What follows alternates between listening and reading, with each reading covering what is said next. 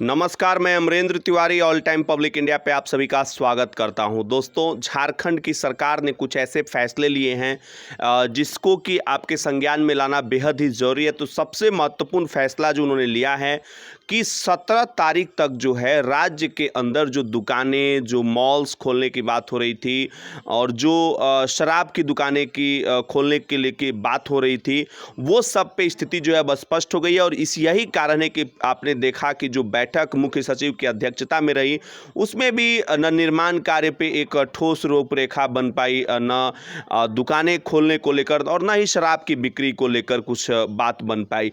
इस पूरे घटनाक्रम को इस रूप में आप समझिए कि हेमंत सोरेन साहब ने निर्देश दिया। हालांकि चूंकि केंद्र के जो निर्देश हैं अभी राज्य जो है पूरी तरीके से मानने के लिए बाध्य नहीं है।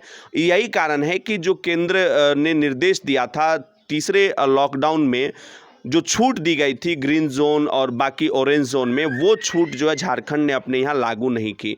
हेमंत सोरेन सरकार ने साफ कर दिया कि आने वाले दिनों में चूंकि रमजान का महीना चल रहा है, ईद में भी जो है आगे ईद भी है, तो अगर रमजान में छूट दी जाएगी तो संक्रमण के केसेस जो है वो बढ़ सकते हैं। उन्होंने साफ कर दिया। रामनवमी में भी छूट जो है वो नहीं दी गई थी, इसलिए ये इसको अलग नज़रिए से नहीं देखना चाहिए। अगला जो महत्वपूर्ण फैसला लिया गया है वो पेट्रोल और डीजल के दाम को लेकर लिया गया है कि राज्य में अब जो है 2 रुपये से ज़्यादा जो है पेट्रोल और डीजल की कीमतें बढ़ा दी गई है 2.50।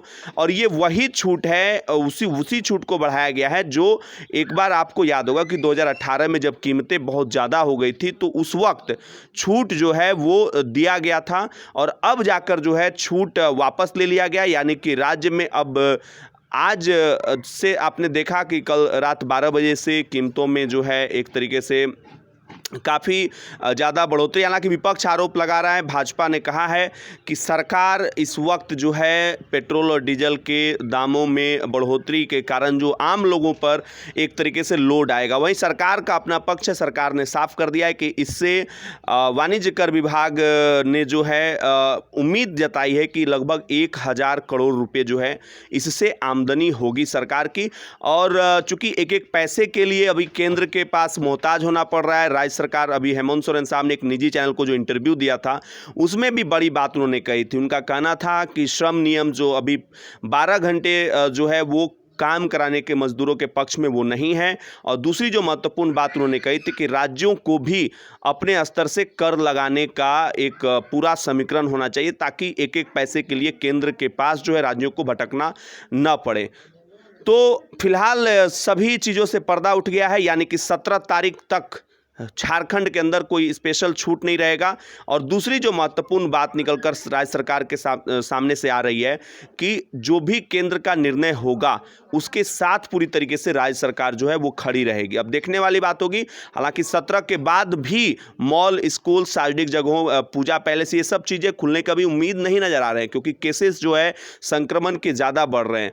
चले बढ़ते हैं अगली महत्वपूर्ण अपडेट की तरफ। और सरकार के जो फैसले हैं वो इसमें अब साफ कर दिया गया है कि प्रत्येक जिला को प्रखंड लेवल पे, जिला लेवल पे, ब्लॉक लेवल पे, अनुमंडल लेवल पे क्वारंटाइन सेंटर्स की व्यवस्था सही तरीके से करनी होगी क्योंकि राज्य सरकार ने यह फैसला लिया है कि जो बाहर से मजदूर आ रहे हैं, रेड जोन और ऑरेंज जोन से लगातार प्रवासी मजदूरों की वापसी हो रही है, तो उनको जो है सरकारी क्वारंटाइन सेंटर में रखा जाएगा, न कि होम क्वारंटाइन में भेजा जाएगा। क्योंकि इस पर विवाद उठ रहा था। आपने देखा कि जमशेदपुर के ग्रामीण इलाके से दो ऐसे कोलकाता से आए हुए मरीजों की पुष्टि हुई वहां पर, जो कि होम क्वारंटाइन में थे। तो होम क्वारंटाइन पे विवाद जो है उठ रहे हैं क्योंकि डॉक्टर्स भी कह रहे हैं कि ज़्यादातर मरीजों में कोई लक्षण ही नहीं दिख रहे हैं, तो फिर आप उनको लक्षण के आधार पे होम क्वारंटाइन कैसे भेज सकते हैं। तो ये सारी समस्या जो है निकलकर सामने आ रही है।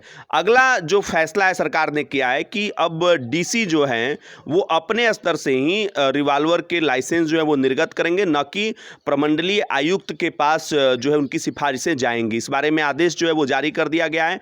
तो सरकार के कुछ फैसले और महत्वपूर्ण फैसला और एक लिया गया है, हेलमेट पहनने के बाद भी बाइकर्स जो है अगर मास्क नहीं लगाते हैं तो उनसे जुर्माना वसूला जाएगा और आपदा प्रबंधन के जो कानून हैं उनके तहत जो है उन पर कार्रवाई भी की जाएगी। तो ये कुछ गवर्नमेंट के फैसले थे जो मुझे आपको लगा कि बताना चाहिए, क्योंकि ऑल टाइम पब्लिक इंडिया सच हमेशा से प्रमुखता के साथ आगे बढ़ाने का काम करती है। बहुत बहुत शुक्रिया आप सभी का।